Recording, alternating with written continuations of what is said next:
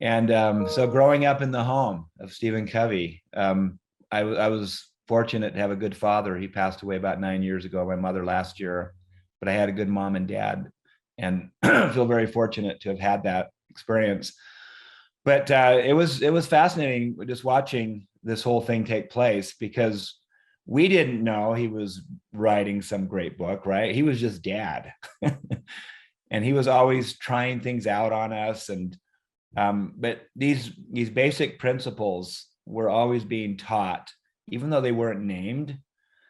He was a professor, and he was always studying effective people. Why is this person effective and successful and happy, and this person is not? And why is this team succeeding where this team is not? And why is this organization succeeding where this organization is not? And he, over many, many years, this was his life's work, over a few decades, he came upon these 7 habits. He synthesized them, right?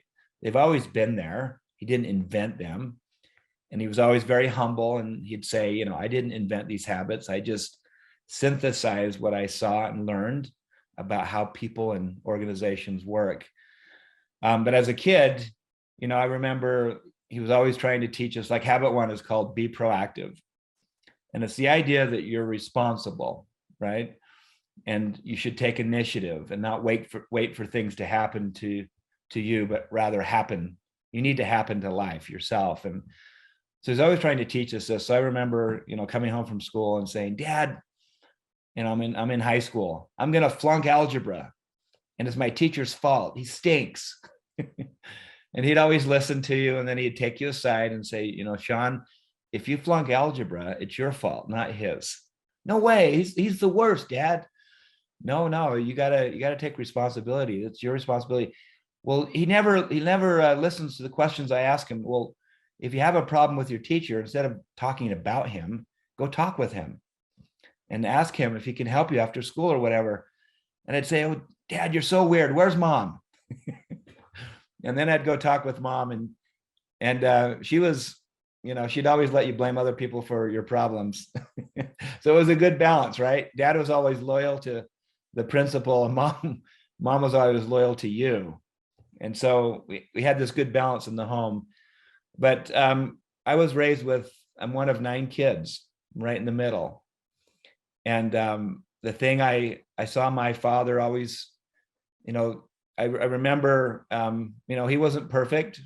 So don't think that Stephen R. Covey was the perfect person, but he was as fine a person as you can imagine. And as good as he was as an author and as a speaker, he was even better as a father. Mm-hmm. And but he used to kind of lose his temper sometimes when we'd go on trips, and it would take us a day, to get ready and to pack the car. And but he'd always apologize. Mm-hmm. I remember, like, he'd get upset with everybody because we had to get off, and it would take so long, and we'd get in the car, and then he'd be driving, and about 10 minutes into the drive, he'd be quiet. And then all of a sudden he'd say, everyone, I'm sorry. I'm sorry I raised my voice and I lost my temper. And will you all forgive me? And we'd say, well, okay, Dad, we forgive you. He was a good model of trying to practice the very things he taught, kind of course correcting when he made mistakes. But teaching us, habit 1, be proactive, teaching us about begin with the end in mind. Habit 2, the idea of planning. I remember one time he had a good friend that was an architect, and this architect was building a mall, a shopping mall. And he arranged this meeting where he had us kids go with this architect, and he went to the blueprint room, and he showed us, these huge blueprints of the entire mall. And he said, kids, look at this. This entire thing is planned out on paper before this is all going to be built. And we looked over and we saw a big hole. And he said, in 2 years, this whole thing will be right here. And that's the idea of mental creation precedes physical creation. And in your lives, you can do this. You can plan ahead and build your life right now on paper in your mind before you live it out. So, those were the kinds of lessons he was teaching us. Well, my advice would be to read the book and to kind of hone in on the thing you're having the most difficult time living yourself, So for example, there are 7 habits, and the first 3 are about you, are about getting your own act together. We call it the private victory. So you're being proactive and you're beginning with the end in mind and putting first things first. That will help you. If you start with yourself, it helps you get your life together. And that gives you strength to succeed with other people.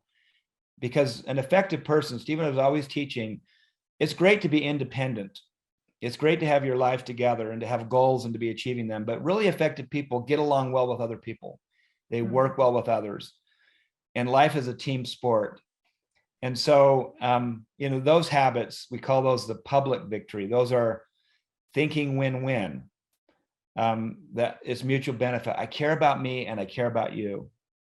And I'm going to try to have us both succeed, and seek first to understand, then to be understood. It's a habit of listening. It's the most important communication habit there is. And then synergy, valuing differences. It's good that you think different than me and have a different background and perspective and circumstance, because together we can create something that doesn't exist right now, even better than what I have in mind and what you have in mind. So as you're a manager or you're trying to apply this in your home, I just encourage you to read the habits and understand the power of this inside out approach to effectiveness, which is to be effective, you start with yourself. Because so often it's, if only my boss would do this, then things would be better. If only my spouse would listen more, then things would be better, right? And Stephen's approach in this book is always about, it starts with you. If you've got a relationship problem, look at yourself first and say, what do I need to work on? And it might be that you need to begin with the end in mind and get really clear on your purpose at work, or your purpose in your marriage, or your purpose with that relationship with your teenage daughter, and get that right first in your mind. And then that will give you the power to seek first to understand. It's inside out. It always starts with you. And so if you want to impact change at work or in your life, typically you got to look at yourself and examine what needs to be corrected.